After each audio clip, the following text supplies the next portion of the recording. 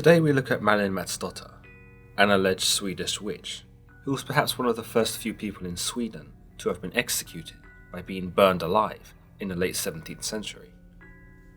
We know little about Malin Matsdotter's life, other than the information that came about during her court hearing. We understand that she was married to a man named Erik Nilsson, who worked for a manufacturing company producing nails and metals, and would have two daughters with him, one named Anna and the other named Maria. It would seem like the perfect family really, but little did Malin know, her husband and daughters would be the precursor to her downfall. Her husband Erik was a bit of a child abuser, or so her 13-year-old daughter Anna would come to claim. Both her and Maria would receive several beatings from their father, and allegedly, when he was done, he would order Malin to take over. However, Anna would soon gain her own ammunition to use against her father, for she would catch him frequently in their home, having sexual intercourse with a cow. Nope, not an unpleasant woman, but a literal cow. To get her revenge, Anna would report her father to the authorities, leading him to be executed. Malin would remarry to a man named Anders Arensson, but shortly after her marriage, the daughters Anna and Maria would leave home, stating that they could no longer bear the arguments that took place between the newlyweds. It's understood that Malin Matsdotter was something of a midwife, but this cannot be confirmed. She and her family were often described as poor, despite somehow owning their house in Stockholm, possibly through inheritance. In court, she would actually be referred to as Rumper Malin, which is similar to the term rumpox, a contemporary slight that was saved for stupid people. This leads us to believe that Malin wasn't educated, and probably wasn't that well spoken either. Witch hunts would rage through Sweden in the late 17th century. In fact, the nation would see close to 300 executions, where women were accused of witchcraft, or the supposed abducting of children to a legendary island named Blockula. It's here on Blockula that it's said Satan once lived, and held his earthly witches' Sabbaths to receive child sacrifices and have sex with the witches who attended. Supposedly, the island of Blockula can only be reached by some divine or magical flight, though it was described by witches as a delicate large meadow that lasted for miles and miles. There was said to be a large gate located in the meadow, which led to an even smaller meadow. In this smaller meadow, there stood a house containing an enormous room. It's in this room that the witches would congregate at a long table. The next room was filled with grand and sumptuous beds. When the devil made himself known, he would take the witches he liked best into the bedrooms, have his way with them, grant them children, and then marry the children off together. Some have suggested that this was to ensure his claim to the mortal world, as his own flesh and blood would be walking the earth, the sons and daughters of Satan, if you will.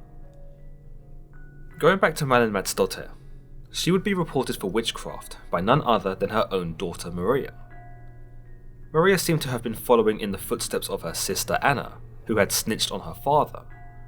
This leads me to wonder as to whether Erik or Malin were guilty of the crimes they supposedly committed, or whether their daughters were just spiteful, angry little girls who hated their parents.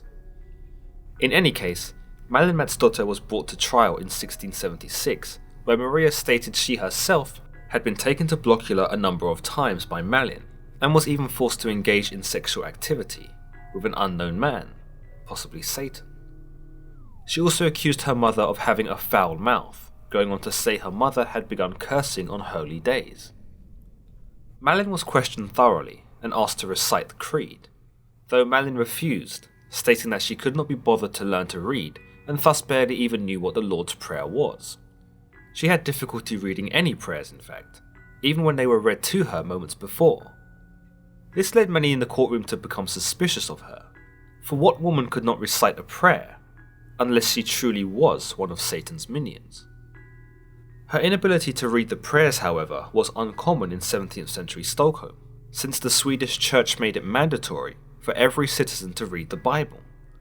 Therefore, her inability to read the words right in front of her are a bit dubious. Can we assume that maybe she had something of a learning difficulty that went undiagnosed all those years ago? Or are we looking at an actual witch? During her testimony against Malin, Maria would actually claim to see Satan standing beside her mother in a long black coat with horns. She claimed the devil had grabbed her by the skirt and whispered in her mother's ear, "Never confess." Malin was ordered by the court upon Maria's observation to fall to her knees and pray. After obeying, Maria claimed that Satan disappeared.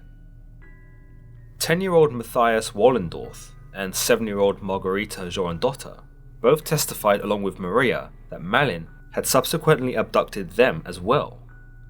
They claimed to also see Satan standing beside Malin and noted that he had cautioned her not to confess. A married woman named Gertrude Svensdotter also testified that Malin had abducted her children 16 times. Funny how she only reported it after the 16th time, before beating them supernaturally, causing them to endure fits. Gertrude stated that she would rather have her children die than see them suffer, and that if Malin was not executed, she would kill her herself. Interestingly enough, the oldest daughter Anna also supported Maria's statement, would you believe it, but also ended up incriminating herself, stating that while she had been abducted, she also began abducting children herself. She was immediately placed under arrest. Malin was given 11 attempts to read a prayer that had been read to her, but she was unable to do so. She did, however, deny all accounts of abduction and any visits to the place Blockula. It didn't really matter though, because the court was convinced of her guilt. She commented on the testimony during the final moments of the court hearing and said, "Let my daughters go to Blockula forever," and that she did not mind dying if her own daughters would testify against her. Her firm denial soon worked against her as well, as many believed Satan had assisted her, allowing her to withstand her interrogations. She would go on to insult her daughters in the courtroom, but apparently her rant was never recorded, as the language used was too offensive for decent ears. On July 16, 1676, Malin Matsdotter was judged guilty and sentenced to execution. There was much debate as to how she should have been executed, where many considered going with the traditional method when executing a witch, which was to behead them and burn their body. But the church agreed to make an example out of Malin and opted to burn her alive. Many consider Malin Matsdotter to be the first and last to be burned alive in Sweden under public execution for sorcery. The execution was performed in the square of Hortorget in Stockholm on the 5th of August 1676. Malin would be executed alongside Anna Simmonsdotter, another supposed witch who had been accused of sorcery and also sentenced to death, ironically at the testimony of her own children as well. However, Anna was said to be executed under the normal means of decapitation. There was said to be quite a contrast between the two women's behaviours. Anna Simmonsdotter was described as having humility and respect, and while she did not admit to the guilt, she showed remorse and fell to her knees, staring up at the sky and confirming that this was the right decision. However, Malin Matsdotter was said to be less accepting of her fate.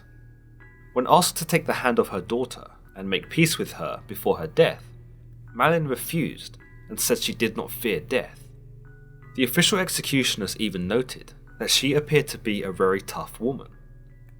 She was fastened by her hands and feet, and a bag of gunpowder was placed around her neck, quickening her death.